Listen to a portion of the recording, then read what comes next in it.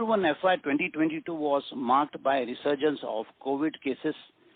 This wave of COVID-19 peaked in April 2021 before plateauing in May 2021 and declining in June 2021, that is last month. Because of the widespread effect of pandemic on businesses throughout India, multiple agencies revised their GDP estimate. However, with accelerated vaccination drives across the nation, economic activity has resumed. The Indian economy is resilient, and with strong fundamentals in place, we are prepared to bounce back. In the midst of all this gloom, Q1 FY 2022 has been very strong for the broking industry, with quarterly performance continuing to achieve significant milestones. India's investor base continued to rise.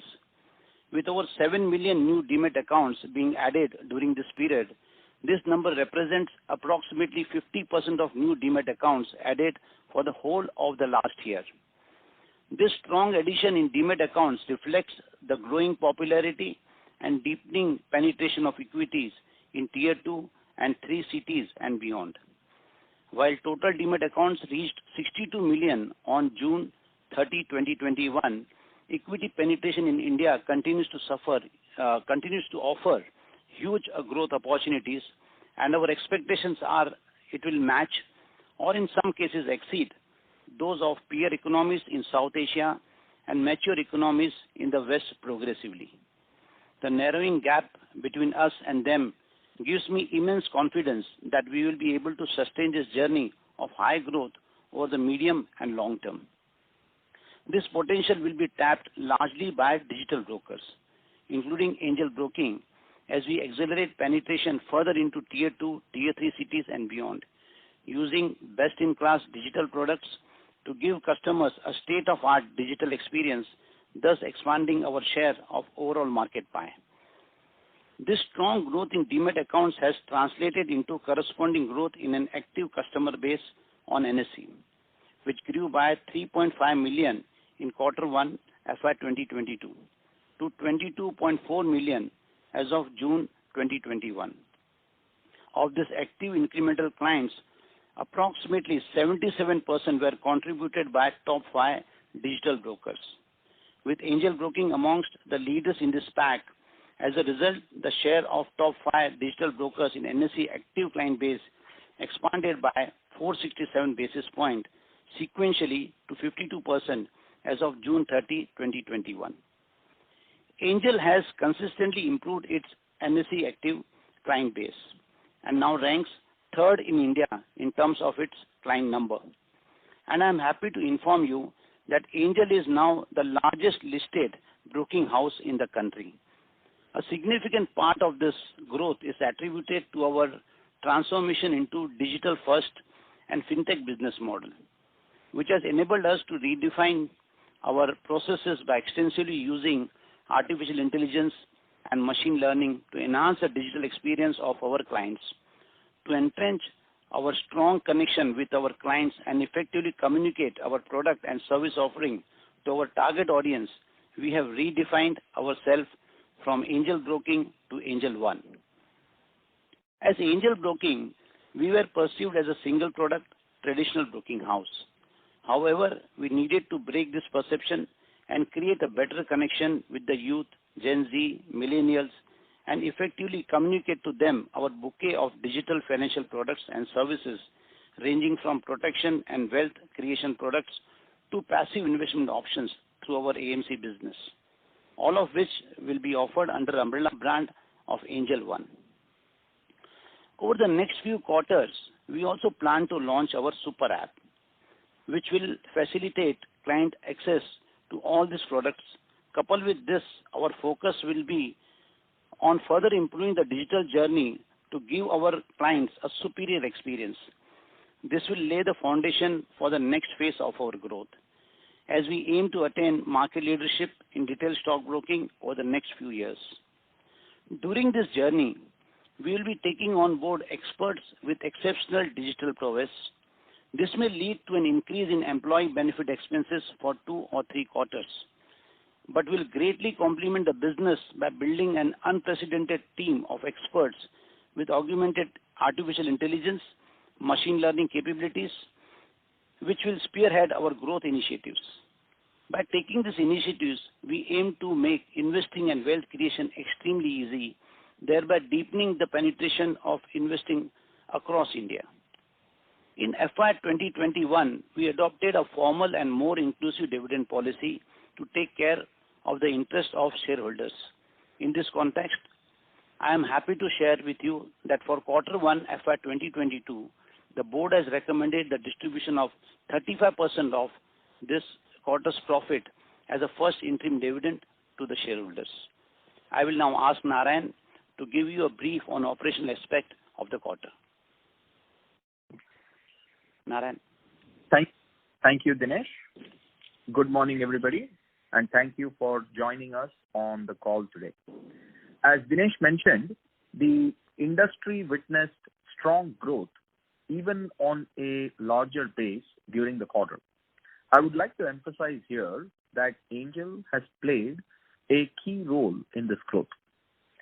Q1 FY 2022 has been a very strong quarter for us across a whole bunch of parameters. We continued with our robust gross client addition as we added 1.2 million clients in Q1 FY 2022, the highest we have achieved in any quarter till date. Of this, 0.46 million clients were added in June 2021. Again, our best monthly performance in terms of gross client addition.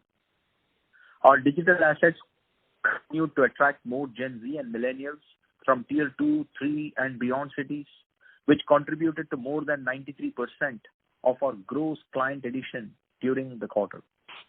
With younger clients being onboarded, the median age of our clients has dropped further to 29 years.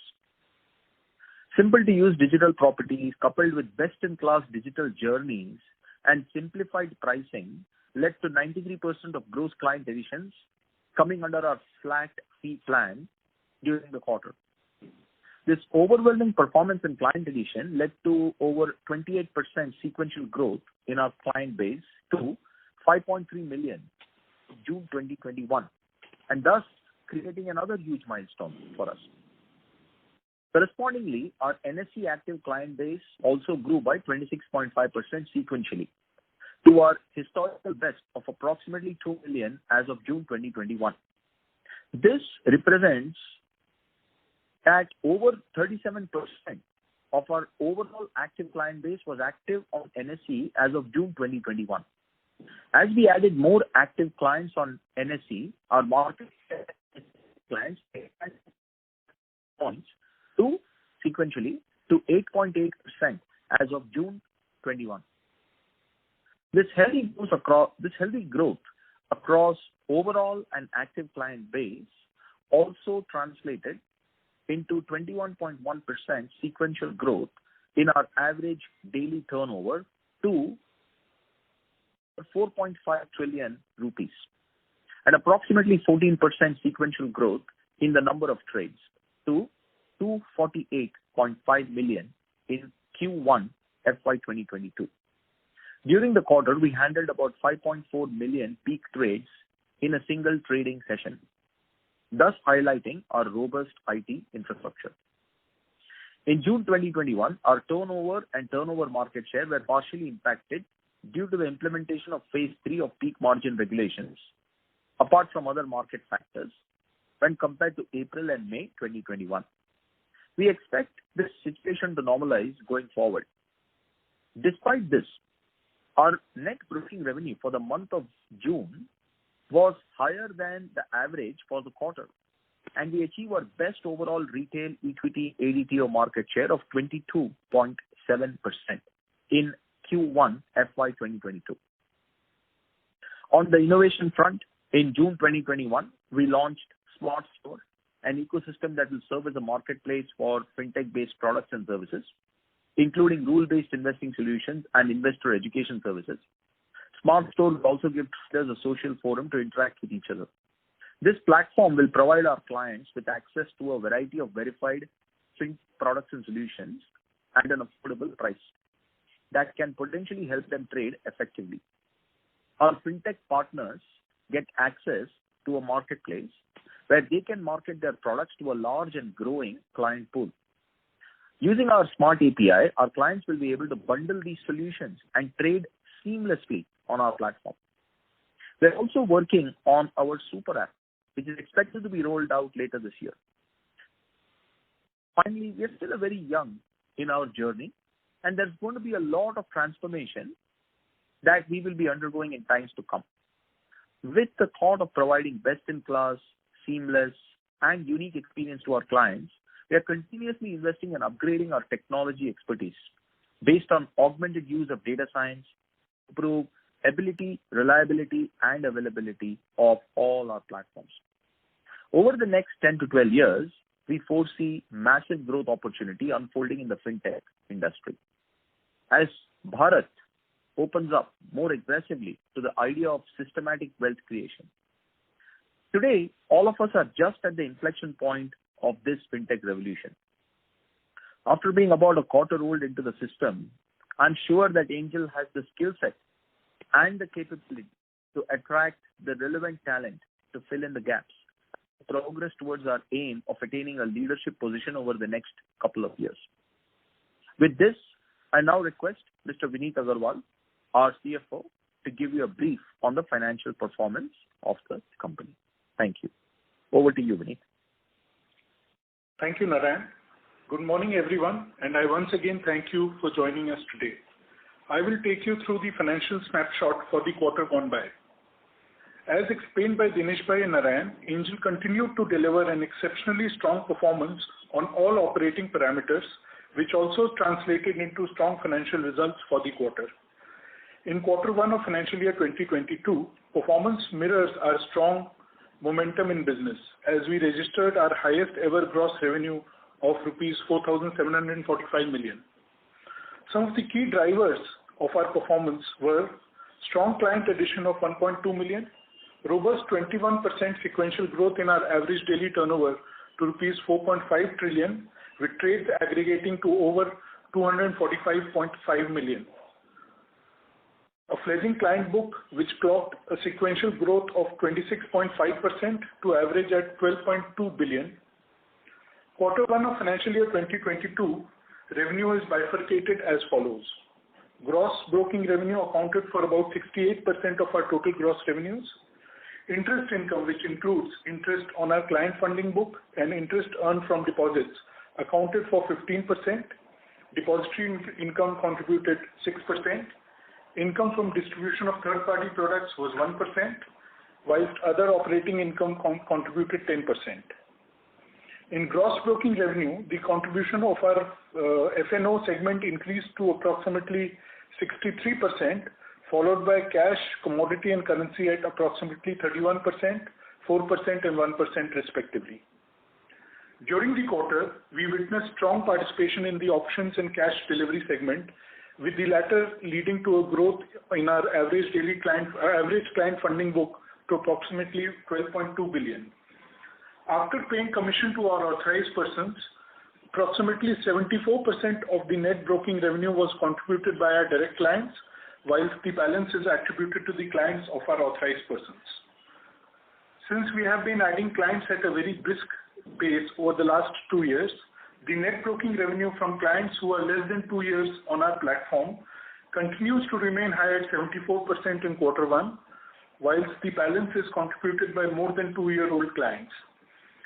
Contribution of our net broking revenue by less than 2-year-old clients and 2+-year-old clients grew by 3x and 3.7x and 2.4x in quarter one of financial year 2022 over quarter one of financial year 2020 respectively. Our net broking revenue under the flat fee plan continued to witness strong momentum, having grown to a significant 76% of our overall net broking revenue. At the same time, the share of net broking revenue from the traditional plan in the total net revenue pie has been reducing consistently from 50% to 15% over quarter one of financial year 2020 to quarter one of financial year 2022. The finance cost increased to 164 million during the quarter, primarily on account of incremental borrowings to meet the working capital requirements. Employee benefit expenses increased by approximately 12% sequentially to rupees 561 million in quarter one of financial year 2022, mainly on account of annual revisions in payroll.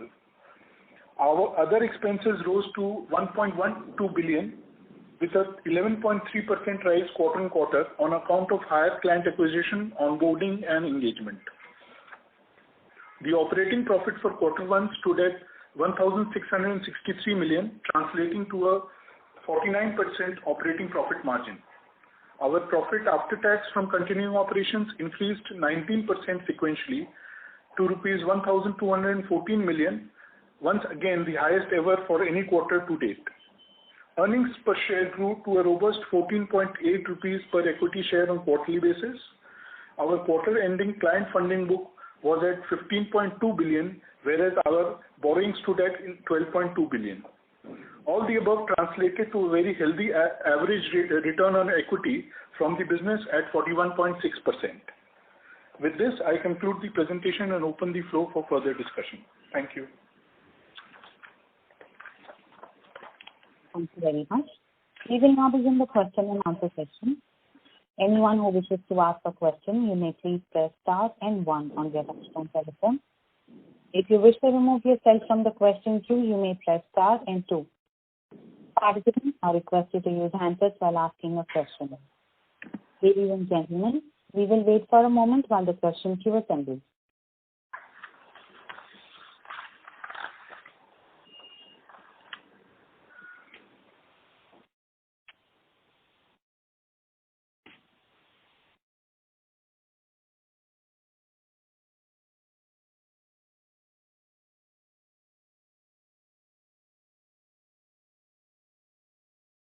The first question is from the line of Ankush Agarwal from UTI Research. Please go ahead. Yeah, hi. Thank you for taking my question. So, firstly, in our old business model, whenever we had a market correction, the overall market value used to go down, and since we had a take rate as a percentage of market value. Your voice is a bit low. Is it audible now? Hello. Hello. Continue, please. There is some background noise. Is it better at the moment? Yeah, it is better. Yeah, sorry for that. So, firstly, in our old business model, since our take rate was based on the percentage of our value, and whenever there was a market correction, ideally our broking revenue used to go down, right? But now with the business model has changed, wherein it's a flat fee-based business model, wherein it depends on the volumes, right? So, do you think it makes our business more resilient in terms of a market correction, since volumes might not correct that much compared to a market value-based model? Yeah, Mr. Agarwal, you are right. See, what happens like when market goes down, as rightly pointed out by you, client tend to trade less. But now because model is as per order, so what happens, even if a ticket size is low, our revenue does not drop equivalent to a drop in turnover. Right. So it is more resilient, and plus we being on app now, we have seen that even lifetime value of customer has improved. So people who used to trade less after a year or so, after completing this 4 quarters, what we are seeing, trend is improving from older customers also because they are on the app. Right. So, do you have any data point to share, in terms of last couple of years, whenever there was a market correction, it volumes helped you be resilient? Like, for example, last year in March, when the market corrected 30%, did you saw that time the volumes helped you sustain some kind of broking revenue? If you have some data point, if you can share. I don't think we have any data point on that to share right now. Vineet, right. There is anything on you can comment on this? No, right now we don't have any data point, but yes, the mobile app model, the digital model definitely helps, the stickiness of the client, as well as the fact that clients trade less in terms of the volume, but in terms of the number of orders, the behavior is continuing. For example, Mr. Agarwal, if you see this peak margin kind of like when it was implemented, there's an impact on turnover, but we don't see much impact on our revenue, proportionate to impact that we are seeing on turnover. Right. Got it. Just secondly, I want to understand if you're facing any hindrance in terms of getting market share in the F&O volumes, because as per the regulations, for example, in case of index, there's a 15% limit that a broker can go, right, in terms of open interest. And in terms of individual securities, I think it's 20%. Yeah. Right. So do you think it will impact your volumes at a later stage? Not now, but do you see that impacting our ability to grow your market share?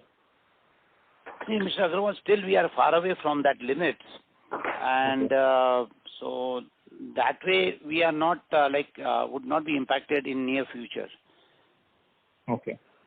So got it. So in the retail side, we had currently you're sharing the Q1, we had 22% kind of market share in the F&O retail turnover, right? Yeah, right. So can you share, do you know what is the split between the retail turnover versus institutional turnover in the... Hello?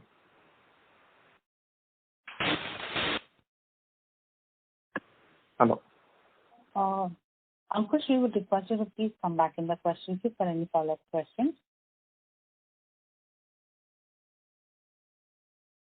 The next question is from the line of Nidhesh Jain from Investec. Please go ahead. Thank you, sir. Firstly, sir, if I look at the MTF book, it has grown 26% sequentially, but our interest income has not grown proportion to that. Interest income growth is around 15% sequentially. So what is the reason for that?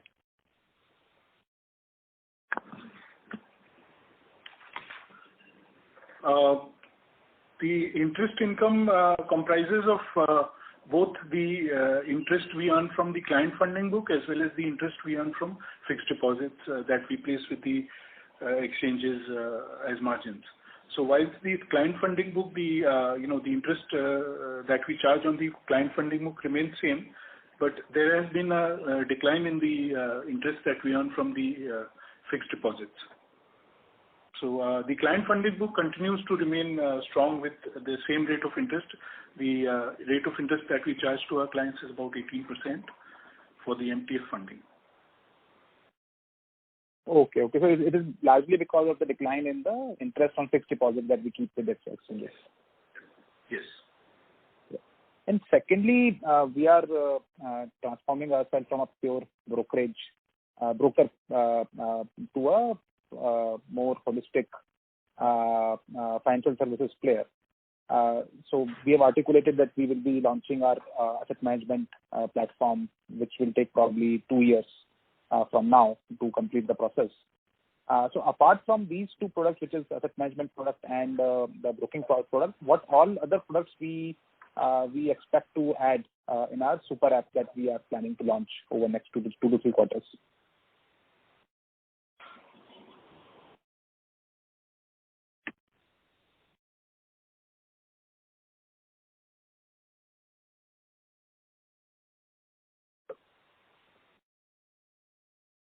Hello?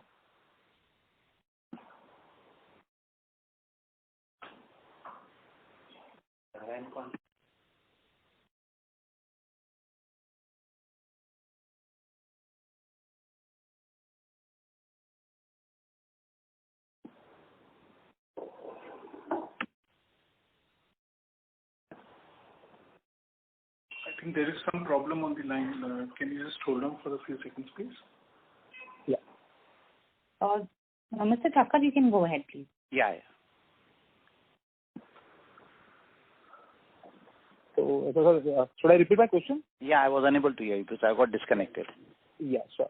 So I was saying that we are transforming from a pure brokerage player to a holistic, more comprehensive financial services player. We have already articulated that we will be launching our asset management product, which will take probably around 2 years' time from now. But there are a whole set of other financial service products which fintech companies are planning to offer, like lending, like insurance, like other segments. So what all other segments we plan to add into our super app that we are planning to launch? Yeah. So currently we are offering all other services like third-party product, mutual fund, insurance, and lending product, third-party product. We are not manufacturers in that. So in the super app, in this journey, investors who are coming for broking services, they would be able to select their mutual fund. They would be able to do their insurance business on our platform. Plus, we would be offering them lending product from other banks. So overall, the super app would be a one-stop solution for investors who start their journey in stock market, but eventually when they want to buy mutual fund or create some wealth through acquiring mutual fund or going for insurance product, this app would be helpful for them to manage total financial solution, their requirement of all financial products. Until we in 2 years we are able to start manufacturing our own product, which would be more passive and ETF products, which will help investor to take advantage of this equity as an asset class. Sure. So, and any expectation on the revenue that we expect from the other products that we are adding? So today our distribution income is pretty small in overall revenue. Any expectation or guidance or target that you are setting up? We are in that process of launching our super app, which will take at least 2 quarters from here. So we are expecting once this super app is launched, we would see a good revenue coming from this third-party products. But for this 2 quarters, we don't see substantial change in our revenue mix. Maybe post in the last quarter, we can see some more traction from third-party products. And in the super app, the customer will also be able to trade. So there will be only one app. Yeah, there will be only one app. That's the reason actually when we change our name from Angel Broking to Angel One, what we want to signify is that all your financial product would be available on one app. So on this app, they will be able to trade. That is what actually we want to achieve. That on the same app, when person is trading for stocks, how we can build a more journey so that we are able to understand customer better and offer them solution for their needs or for future. So what happens when we get into that trajectory of customer looking for wealth creation on our app, a lifetime value of the same customer increases. So cost of acquisition remains same, but additional revenue that we get straight away it comes to our bottom line. Yeah, understood. And last question, you mentioned that you will be focusing on digital hiring, and you also articulated that there will be increase in the employee cost. But any quantification on the employee expense that one should expect over FY21 base for FY22? See, currently we are in the midst of hiring process, so it would be very difficult to give number in terms of how much increase it would be. But I can say one thing that, see, we are looking at client growth which is growing at a triple-digit rate. So we would be able to manage this cost within these parameters what guidance we have given for our margins. So with this margin guidance of around 49 to 50%, we would be able to accommodate all this cost within these 2-3 quarters. Sure. That's it from my side. Thank you. Thank you. The next question is from the line of Abhay Agarwal from Piper Serica Advisors. Please go ahead. Good morning, Dinesh ji, Vineet, and rest of the team. I have a question related to this variable margin requirement that is going to further go up from 75% to 100% from September 1.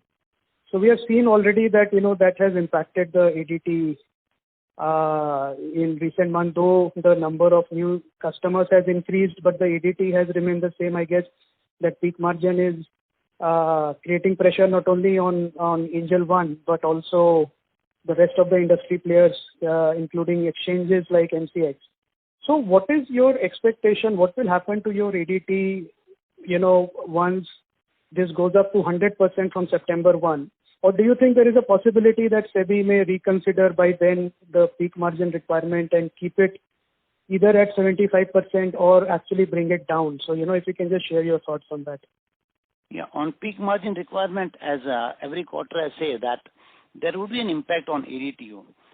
But because our revenue is generated by a number of orders that a client places, So what we have seen, impact on revenue is not very kind of like substantial. It is just in the tune of 2 to 3%.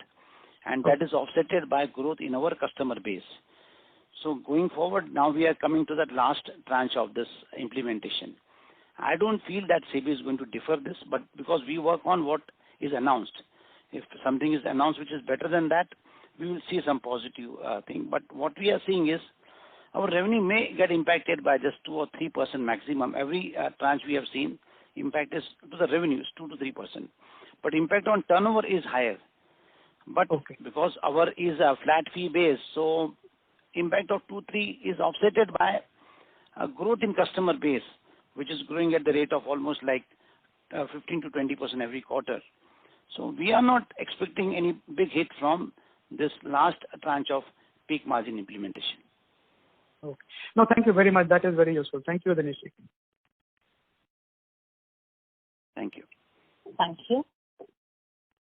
The next question is from the line of Prateek Poddar from Nippon India Mutual Fund. Please go ahead.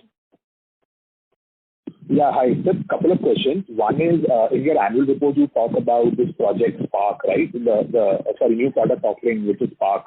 Can you just talk a bit about that? That's question number one. Secondly, as we had discussed in this call, that incrementally ADTO is not a driver for Angel anymore. Is market share or looking at ADTO market share of any relevance? And lastly, sir, I think you've talked extensively about in your annual report about WealthTech, right? Becoming a WealthTech platform. I just wanted to ask in terms of employees or, filling up gaps, where are these positions or what needs to be done so that at least from a foundation perspective, we are there?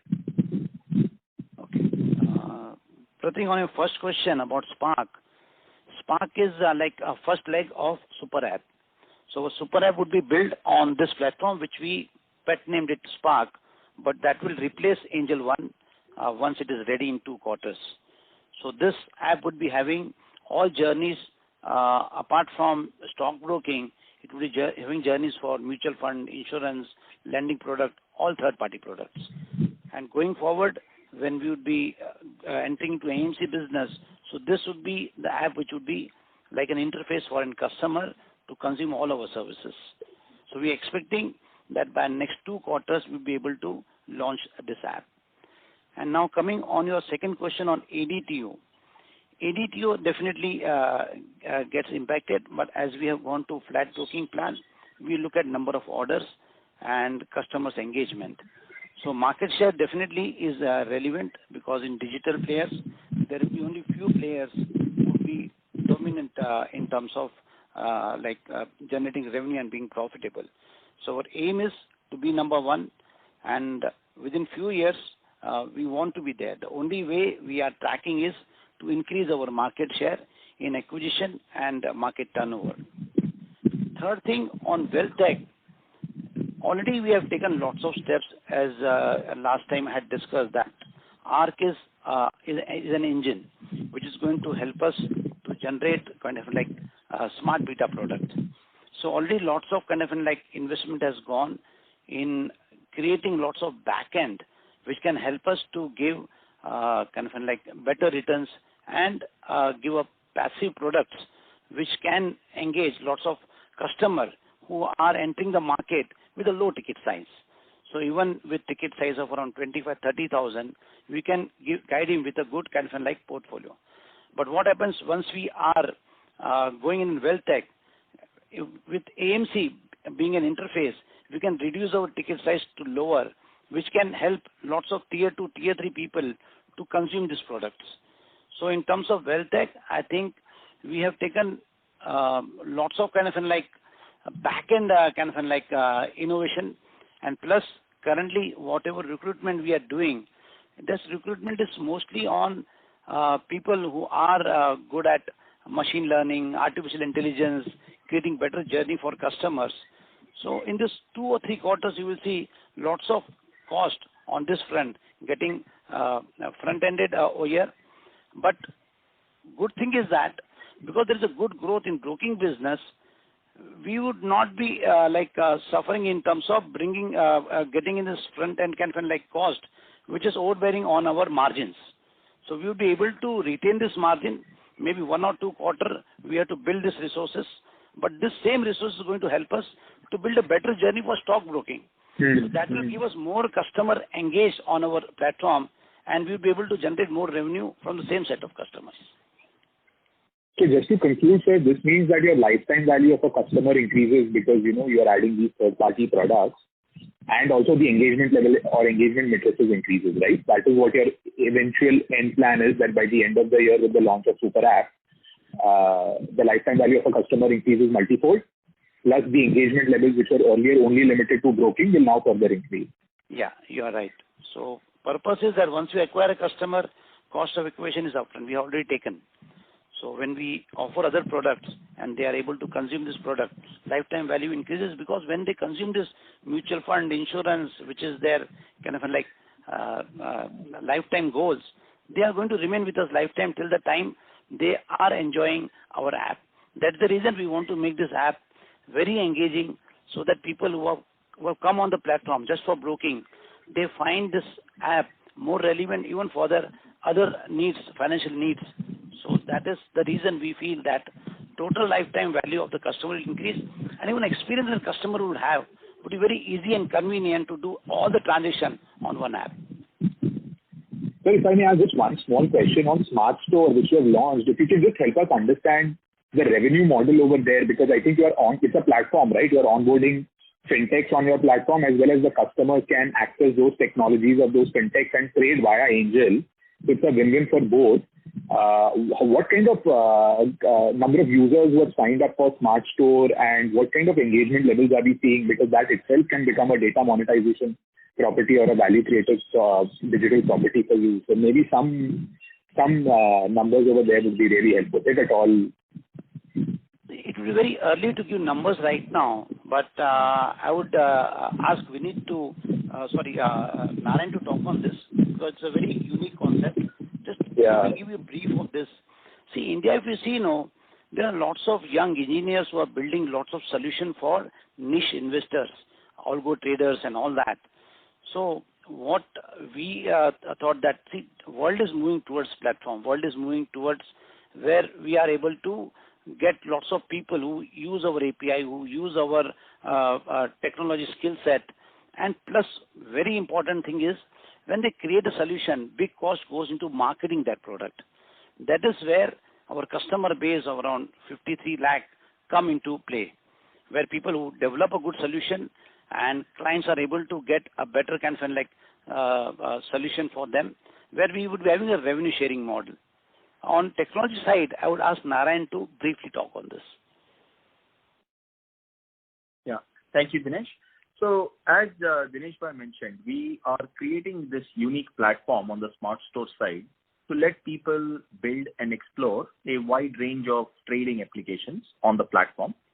And what we have seen is when developers they sign up to this service, to this unique service, they get a set of features right out of the box for free. That includes the profiling of the customers, that includes the ability to trade on our platform, that using APIs, and that includes the ability to get analytical data about how their apps are performing in real time. So this helps developers create a very unique set of experiences and launch them on a platform which can also then be leveraged by other users.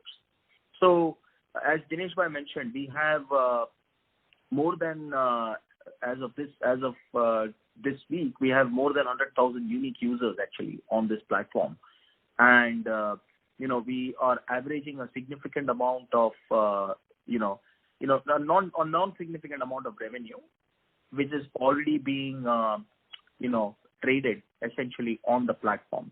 So the way I see it is this is only going to continue to grow to eventually becoming a mainstream product for us. But right now we are very happy with the traction we are seeing early.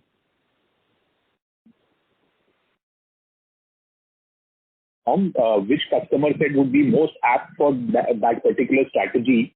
And is there a nudge being then given to the customer to, use that strategy, which is a win-win, right? Because the customer wins, the fintech company also wins, and your platform becomes more stronger. Is that what you're trying to do over here? I mean, is that a value proposition which you do?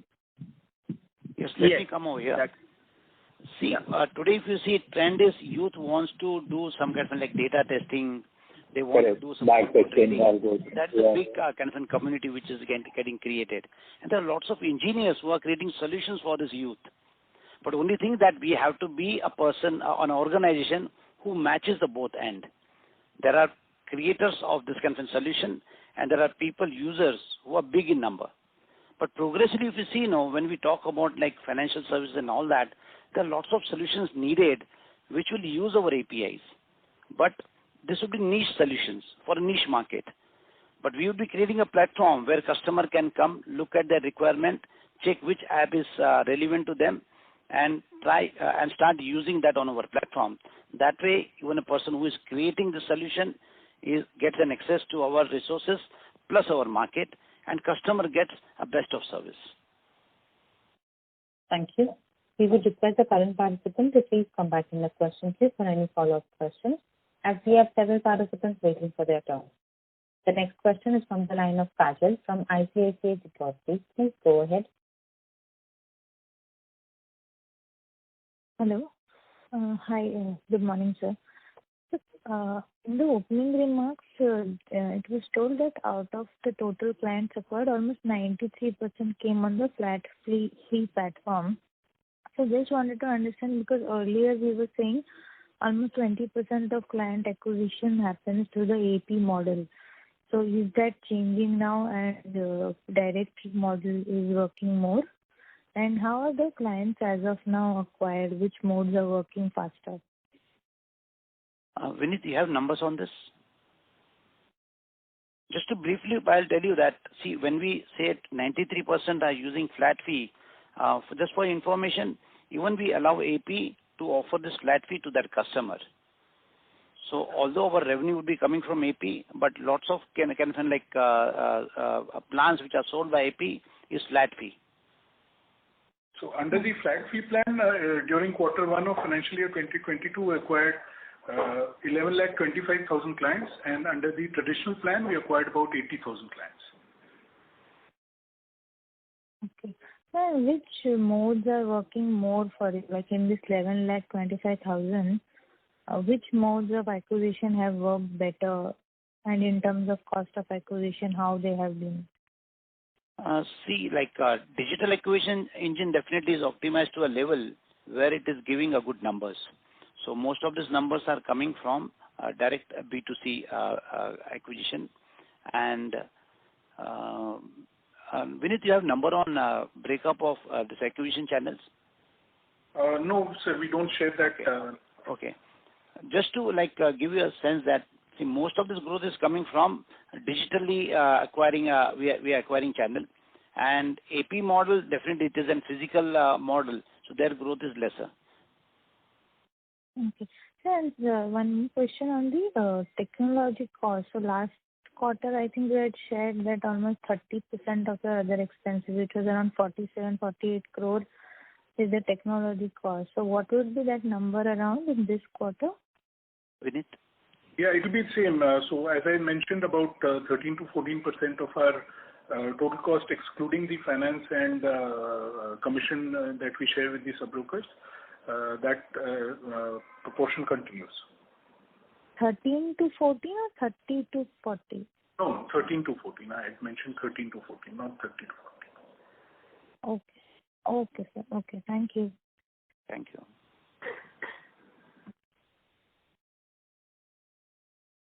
Thank you. The next question is from the line of Deepak K from Girik Capital. Please go ahead. Yeah, hi. Congrats for good set of numbers. I have a question regarding ARPU. ARPU has come down a bit compared to the last quarter. So can you point out the reasons for the decline? Are there any offers or freebies that you're offering which has led to such a decline? And I have another question on the activation rate. So this rate has been consistently high from the last 4-5 quarters. If the market if the market doesn't do as well as it is doing right now, can there be an impact on the activation rate going forward? Okay. I don't know whether we give number on ARPU. It is derived number, I think. Yeah, so it's a derived number. It is derived number. Right. So because now new set of customers, as I said that in AP also we are acquiring customer on flat fee. So I'm not sure how it has been divided. Vinit, there is any data on that? No, we do not share any ARPU related data. Okay, let me come to second question on activation. See, activation again, like I am seeing it is a function of one volatility in the market. Second is people who are coming from tier 2, tier 3 now. Most of the customers are coming from that pocket. Over there, we are not seeing a major impact because of volatility currently. Because if you look at our last quarter number, as we said, even June, we did not see a significant drop in volume where volatility in the market had reduced substantially. So we are seeing because we are more exposed to tier 2, tier 3, where customers are new, that ticket size may be lower, but in terms of revenue, they are almost equivalent to our majority of the customer that we acquire. So overall, I don't feel that volatility would be having a major impact. Although there is an impact, always there would be an impact of volatility, but not to the tune where we see a significant drop. Right. As you mentioned ticket size, do you have any number as to what is the average ticket size and average investment account of the customers and of the customer set right now? Vinit, we have shared any ticket size number? That we don't share. We don't share the ticket size of individual clients. Okay, no problem. So just one more question on ARPU. So what I've done is I've just divided the broking revenue by the average number of active clients during this quarter and the last quarter. So earlier it was that number was 2,064 in March quarter, and now it has come down to 1,800 and 1,800 kind of a number. So essentially, whatever revenue I'm making on each client per quarter has come down a little. So I just wanted to understand, will this trend kind of continue? Is it the new base? Can we consider it a new base, or is there's a possibility of further decline, or can it come back up going forward? See, as I said that maybe in March we may not be adding much number on AP side on flat fee. But what we are seeing, the sources that we acquire, RPU is almost like consistent. There is a few fluctuation because of peak margin and volatility, but not to the tune which should be like concerning us. But when we add a new channel, we look at unit-wise economy. If that is working, we would like to be acquiring customer on that front also. Like as we introduced or we pushed our AP to offer flat fee to their customer, we do our working back end. It may appear that overall ARPU has reduced from that pool. I'm unable to specifically tell you on your question of 2,000 and 1,800, just I'm giving you an example. So when this new source of customer comes, which is AP driven, we don't have a cost of acquisition on that. But whatever fees they generate or revenue they generate, it is just shared with us. So in terms of unit-wise economy, it is far better. But it may impact the overall ARPU. It may appear to be lower from that source. That is what maximum I can share with you right now. Right. If I can squeeze in one more question. So will there be any linearity between the growth rate of your active clients and the growth of revenue, especially the broking revenue? Or will the broking revenue growth will always be lower than your client addition growth rate? See, you have to add some factor. Always you will see there is no correlation between growth in customer turnover and revenue. So you have to see few quarters, whatever factor was there, it would be growing with that factor. So overall we don't see, as I said, dip in quality, but what happens many times, because of different kind of like customer coming from different source, so it may not be linear in terms of number of customers that we acquired and growth in revenue proportionately.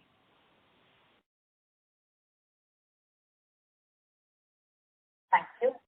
We would request the current participant to please come back in the question queue for any follow-up questions. The next question is from the line of Sarvesh Gupta from Maximal Capital. Please go ahead. Sir, thank you for taking my question. Just one question which was related to your flat fee pricing. So, because of this extremely high growth in client base that the industry is seeing in terms of the discount broking industry, do you see any chances of or any probability of increasing about lowering of the flat fee for the various products like intraday and FNO, etc.? See, currently I don't see any kind of gain in market share because of lowering the fees. Because if you see, this fees is just small part of cost that a customer pays. So I think customer is looking at more engaging journeys built in an app. So what I see is that's the reason we are building a cost on technology side. Not only we are building it for super app, but what happens, this kind of talent which comes in, they improvise on a journey related to stockbroking. So what I see is that organization who is able to build a good journeys, invest a good on a technology team, they will be able to grow their client base, and this client base will continue only if you continue investing in this tech assets. But otherwise, reducing flat fees is not going to give incremental market share.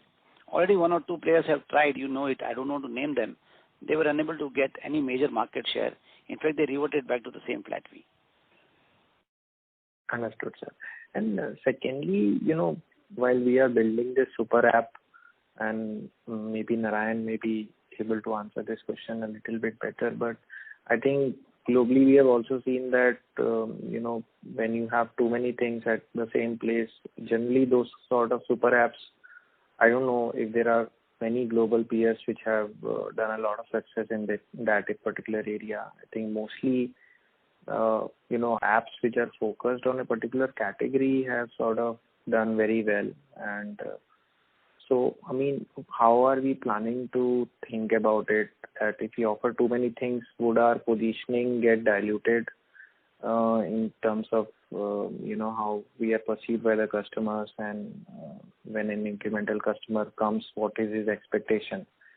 So how are we thinking about that, rather being a focused player compared to, trying to do everything at the same time and maybe diluting our positioning or experience in terms of the new customers? Mr. Gupta, excellent question. I will ask Narayan to answer, but let me just briefly touch upon that. Okay, we have always been a focused player. Our aspirations are clear to be number one in broking industry. Because we know when any industry goes digital, there are big kinds of benefit being number one or number two. So we would not like to compromise on that position. Never we have done. Angel, if you see from beginning, we have been focused on retail broking and we want to be number one. But what we are seeing now, capabilities of apps are such that without diluting that experience, we can enhance the experience by building lots of other journeys. Here I would ask Narayan to step in. Yeah, thank you, Dinesh. So as Dinesh mentioned, right, broking and trading, they remain our core areas and core focus for our business. So our entire app strategy is built around making that experience very seamless for the end user. And, you are right that having more journeys, it tends to overload the application. But at the same time, having those journeys built in a way that is very responsive using machine learning and user filtering techniques really helps us build a best-in-class experience which is tailor-made for a particular client. So their overall experience and immersiveness with the application actually only gets better. That is really the experience that we are building and we are investing in on Angel. So our super app strategy is not like the other super app strategies where we envision building 3 or 4 different type of disconnected workflows or 3 or 4 different types of different app experiences in the same app. That's not how we see it. We see ourselves as building a single unified experience which is very intuitive, which is built on understanding the customer, and it is built on maximizing the return and the value that they get by spending time on the app.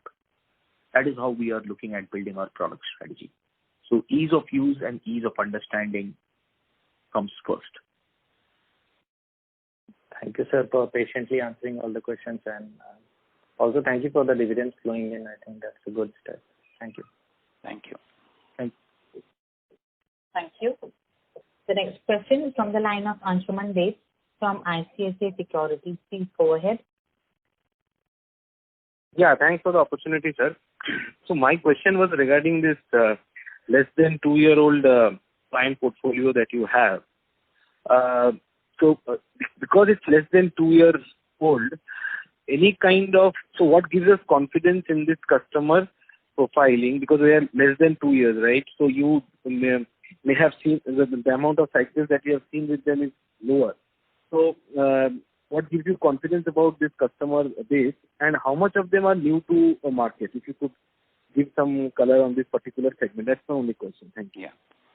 See, one thing is that we map our old customer and new customer in terms of their behavior in first year and second year, and we track that deviations. So what we are seeing, there are positive deviations in customers who have been acquired digitally and who are trading digitally. So that gives us our confidence that if track record of 1-2 year was better than that old customer, so going forward it would be better. One, because this new set of customers are trading through app. And we have seen in the market, like if a customer is not trading for 2-3 months, in a physical market, he used to lose customers, dealers' contact, or dealers to attract. In app world, app is always there. There's no attrition. So whenever this customer wants to come back, he has to just start trading or investing back through this app. So that's the reason we believe that lifetime value of this customer would be higher than that old customer. Tracking every quarter's activity with that old customer. That is where we feel that this model is going to work better. What was the second question? I just missed that. Sorry. Yeah, my second question is how much of them are new to market, and if you could also say what is the wealth base of this customer? Are they very in the sense are they speculative, or they are very in terms of also capable in terms of they have considerable amount of pockets? Right. Almost more than 70% people who are coming on our app are new to the market. So we are able to build kind of educational programs for them so that they are able to understand this equity journey better. So we have seen, be it an old customer who came in physical world or a new customer, they start their activity exposed in equity by trading, by having high expectation. Then after 2-3 years they realize and they go towards kind of a mutual fund, investment, deliveries and all that. So I think journey in terms of this new youth and previous customer who used to come to the industry is same. What is different? This youth is very social media savvy. He is learning these tricks very fast. I know people from old economy, they should take years to understand options. Over here, youth, they are able to hear experts, they are able to use algo formulas and are able to hedge their risk better than people who did not knew about these instruments. So what I am seeing that these are the youth who are getting into their first salary or earning from their business, and they are straight away starting journey with equity. One, because equity is giving better return than risk-free assets compared to previous generation who used to get 10%, and equity returns were expected to be around 11-12% at that time. Today, when we are expecting corporate earning to grow at 14-15%, and risk-free assets are giving less return. So definitely, when this youth is starting his journey from his initial paying days, these are the one who would be wealth bearers in next 15 to 20 years. So being into a fintech world, we have to get this youth early in their stage to use our app. If you believe that our economy is going to grow at a nominal rate of 12-13%, in next 20 years you will see GDP growing at by 15 to 16x. Majority of the wealth will be created by this youth. So we are not looking at what wealth base they have today. We are looking what wealth they would be having in next decade or so. So I think fintech world is all about serving this small ticket size and giving best of service, because in technology world there is no incremental expenses. There are one-time expenses, and once we achieve scale, we can serve any customer at any cost. Got it, sir. Thank you so much. Really helpful. Thank you. The next question is from the line of Akshay Ashok from Dalal & Broacha Stock Broking. Please go ahead. Hello. Yeah, okay. Congratulations on a good set of numbers. I have two questions. So the cash turnover market share has been dropping continuously. Is it only because of the peak margin norms, and will it revive in the coming quarters, because your cash turnover market share has now come to 13.8% from 16.3%. That dip has been quite high in this Q4 to Q1. Although in the previous quarters, the drop was very low. So this, will it normalize? And even in incremental market share Demat account, there has been a slight dip to 16.6% from 17.6% in Q4. So will this change going forward, or is it a one-off? And then what is the, any initiative you are taking to make your clients more active? Like your client activation rate is 37%, is what I heard. But the competitors, although they have a lower client base, their activation rates are a bit higher at around 55-60%. So is there any way by which you are planning to increase your activation rate? Because now that all have onboarded, so rather than focusing on continuously increasing clients, will the strategy be to make the existing clients active? Yeah, that's it from me. Okay. One, cash market share which had dropped, and now it is progressively improving. Vinith, you have number on cash market share? It is 13.8%. No, in terms of progressively, I think if we share that number, I will just... Yeah, sure. And on your second question, let this data come. On this thing, active customer base, I think our ratio is better than industry. Industry is at around 33% and we are around 37%. Having said this, we are, as I said, that we are working on lots of journeys, how to make customer more engaged and make them more active. So as we are hiring more talent on artificial intelligence and machine learning, so that is where our data scientists would work on how to understand customers who have onboarded, who are on our app, what are the needs they have, and how to give them a solution to make them more active. So going forward, we are going to see a better activation ratio on our app. Having said that, currently we are better than industry. That is what data suggests. Let me just come to on that cash market share. Vinith, you have that? Yeah. So the cash market share for the last 3 months, it's an average of about 14%. So we saw some impact because of the 1st June phase implementation, but that we've seen in the past as well. In the month in which the the phase comes into effect, we see a momentous decline, but then it gets back to normal. Akshay, what we can see is that maybe after one or two quarters, when this peak margin is implemented completely, we will see this will bounce back, because there are lots of things we can just work out on making this customer active on delivery front. But yes, whenever there's one kind of like installment of peak margin, there's a knee-jerk reaction. Okay. Thank you.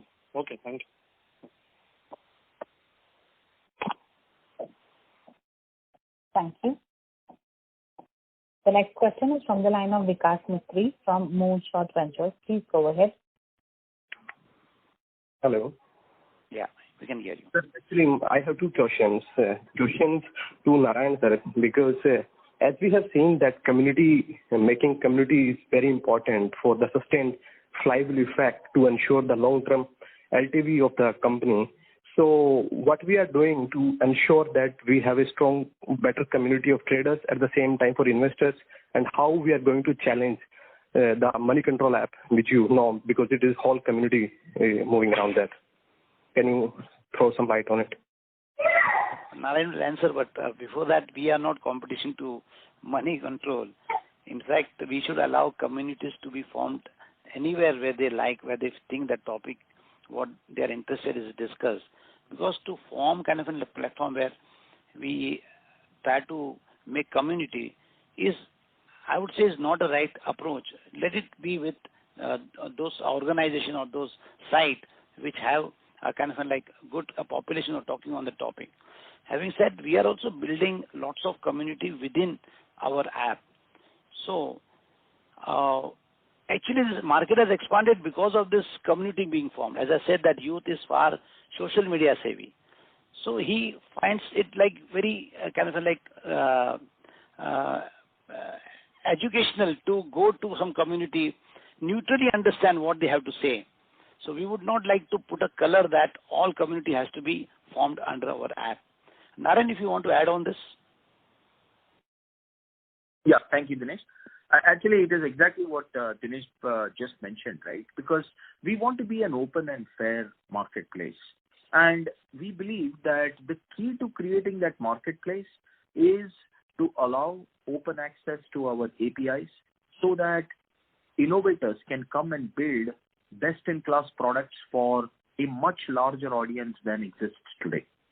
So the way we facilitate building that cohort, that set of cohorts, that set of community is by encouraging people to build a platform and by increasing our awareness using social media initiatives on WhatsApp, on Facebook, on a whole bunch of different, on YouTube, by building more of these channels so that users get more and more data, so they can continue to get more and more data, which is more relevant to their trading style. And that is really the strategy that I see us, building on over the next couple of years. But I absolutely think that, it's not, we don't want to be in the business of, especially money control or any of the things that you mentioned earlier, which is what Dinesh was mentioning. Okay. Mike, actually, I want to understand that we have launched a product known as Smart Buds. So I try to correlate with it, whether it will have a community part and whether we will leverage that to make sure that persons who has become less interested, let's suppose for 2 or 3 months, that then he can just come and see what's happening in the stock market, and then we give a nudge to him to trade. So I'm extrapolating on the Smart Buds platform and all that. Can you? Yeah. Because we would be providing lots of kind of relevant content. But as I said that, as Narayan also said, we would like to allow our APIs to be used by other platforms so that we are able to form a bigger community where content related to broking what has to be given to customer we will provide. But there are lots of general information which is available across a different platform. So to cover everything on one platform is not possible. We will give relevant content, but there are lots of content which are available across a different platform. So we would like to integrate all that content also within our app or within our digital properties. Okay, one last question on Angel Spark. We have already started a journey on that. And my question is that whether we will start fine-tuning algos afterwards, after 6 months, or we already having data management platform of our older data. Should we start fine-tuning those data right now when we will leverage that after 6 months, as soon as we launch the app? Narayan, you would like to answer this? Yeah, so that's a very good question. I mean, we have a rich history of our data, which has been, used by millions of customers over the last several years. So I first want to say that, our existing product is already best in class. If you look at our rating, if you look at people's feedback, it is one of the best products, if not, it's easily one of the top, within the top 2 or 3 products today in the space. Now, we want to leverage this data and provide a even better experience to our product, to our customers when we officially launch Spark, as Dinesh Bhai mentioned early on, in the next 2 or 3 quarters. So yes, we will be using that data, but also we will be continuing to learn from our new customers, because we are adding so many customers every single month that we are also continuing to learn about what the new customers want, what profiling works, what the preferences should be. And that is where I think you will see a lot of innovation in Spark over what you already see today in our existing app. Okay. My last question is that we have added most of our clients within last 1 year or couple of years, but our activation rate is very low. It's not. We are not comparing with the industry because we are not competing with the industry. We are the leaders in the industry, so our activation rate should be better than leader. Leader is having activation rate of over 60%. We are having 37%. How we are going to bridge that gap? See, everyone has a different kind of equation routes, and as I said, what we look at unit-wise economy for different sources. So if we just restrict ourselves from one source, we can get a better active customer. But what I am seeing is that from different sources, when customer is young or is not very active initially, but they become active at a later stage.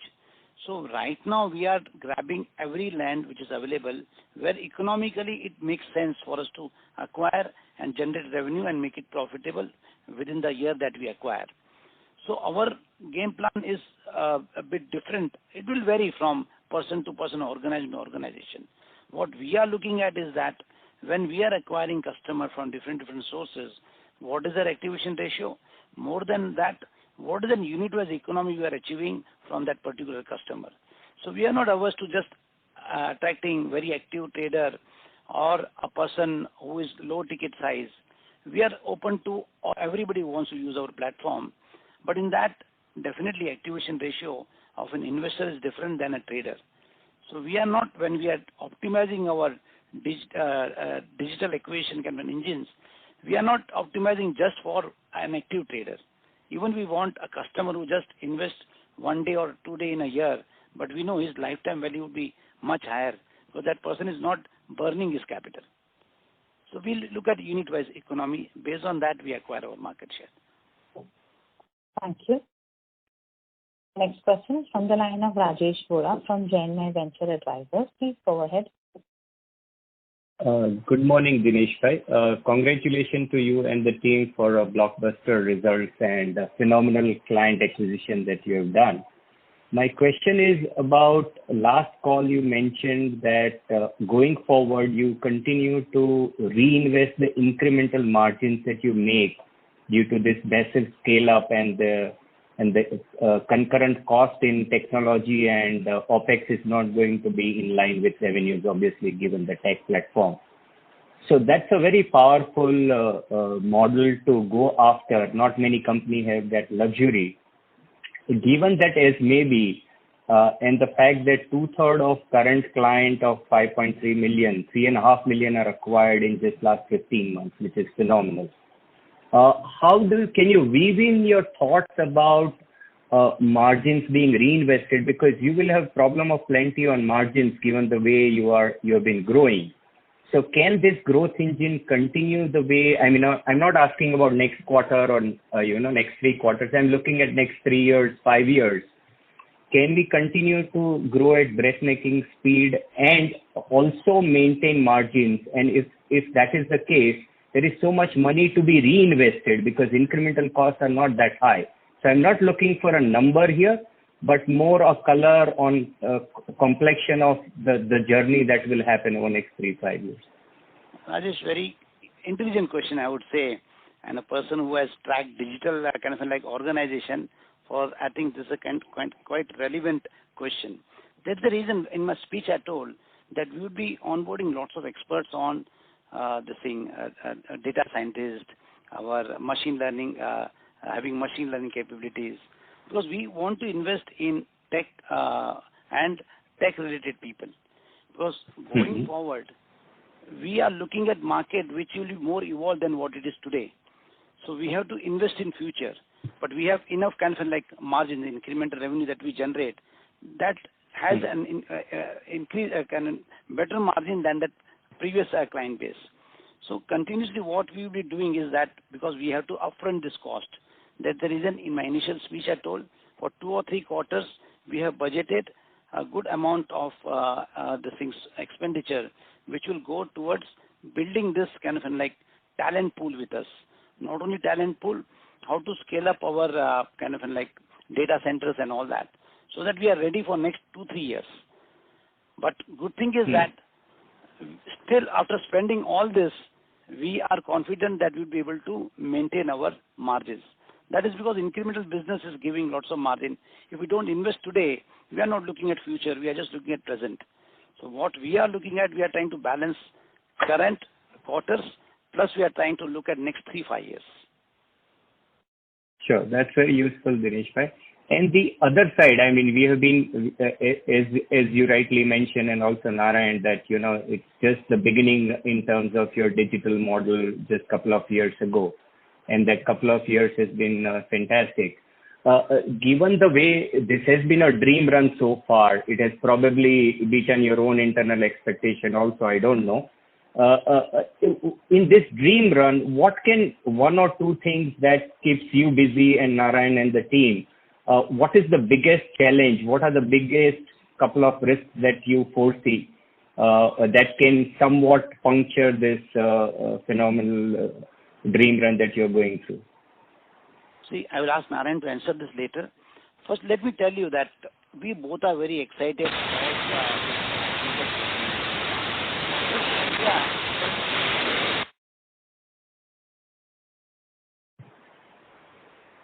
From the line of Mr. Dinesh Thakkar.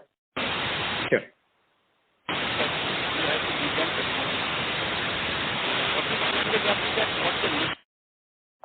Mr. Thakkar, I'm not able to hear you. Okay. There's a lot of disturbance.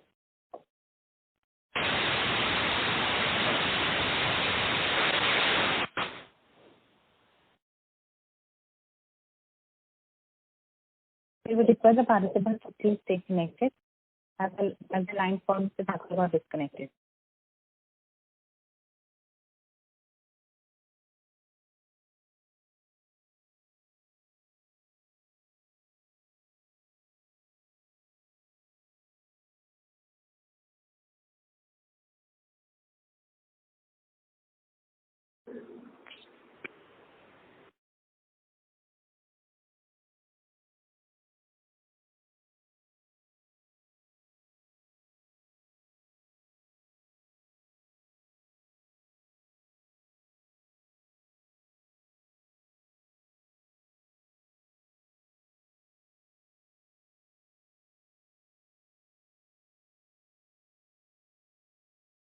Thank you for patiently waiting. We have Mr. Dinesh Thakkar reconnected, so you can go ahead, please. So what I was saying, that opportunity is quite huge. In India, if we have to serve this kind of like millennials with a low ticket size, we have to work out lots of solutions. So what we are saying is a great future. There is nothing like which can like spoil this kind of party, because our youth population is just started earning. So we see a big opportunity, and fortunately for Angel, we are able to attract good talent. So we feel we'll be able to give solution to this youth. Narayan, if you want to add on this. Yes. So as Dinesh mentioned, right, this market is it's a very, very early stage market. The market opportunity is at least 10x more than what it is today. So the thing that keeps me up is how should we think about ways to launch newer and better products and get them in the hands of these customers?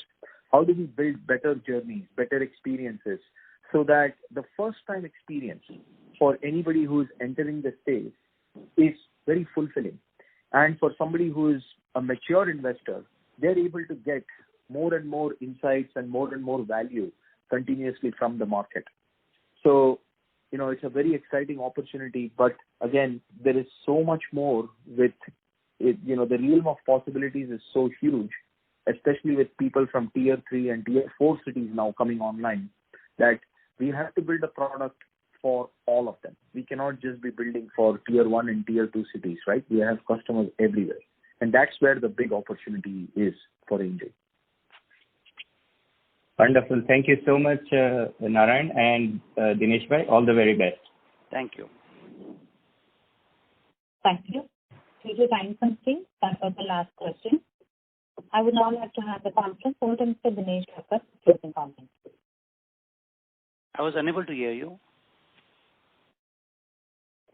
Also, would you like to add any closing remarks? Closing remarks. Okay, fine. We are done with question and answer? Yes. Okay. So thank you everyone for joining us today on this earnings call. India's fintech industry is at the cusp of strong growth. Players who were able to identify this opportunity early and will lead this growth. In digital era, there is a space for only few players. It is imperative that we keep investing in augmenting our technology infrastructure, human talent, and product and service offering to become leaders in this segment. With a strong corporate structure in place, coupled with our superior product and service offering, I am confident that we are poised to achieve our goal of attaining the leadership position over in next couple of years, while keeping our profitability intact. There may be periods of interim ups and downs, but our nimbleness, expertise, and marketing initiatives will keep us ahead of the curve. I am certain Angel will play a dominant role in deepening the culture of systematic wealth creation across all segments and age groups in a long run. Our strategy to expand our product and service bouquet to include protection and sustained wealth creation product will play a vital role in this journey. With Narayan on board, I am sure you will witness a significant technological transformation in times to come.